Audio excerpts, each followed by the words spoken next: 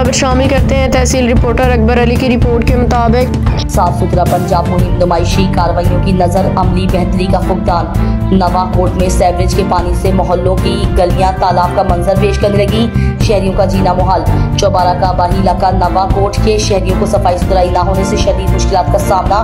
पंजाब हुकूमत की जानिब से शुरू की गई साफ सुथरा पंजाब मुहिम का मकसद शहरों को गंदगी से पाक और माहौल को खुशगवार बनाना था, लेकिन बदकिस्मती से ये मुहिम महज नुमाइशी इकदाम और फोटो सेशंस तक महदूद हो चुकी है। शहरियों का कहना है कि सफाई के बजाय सिर्फ दिखावे पर जोर दिया जा रहा है, जबकि गली मोहल्लों में गंदगी के ढेर झूके तू मौजूद हैं।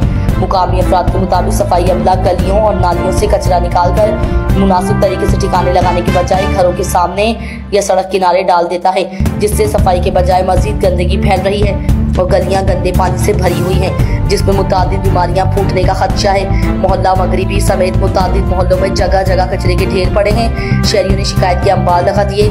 नवाकोट के बासियों का असिस्टेंट कमिश्नर चौबारा से फौरी नोटिस देने का मुतालबा।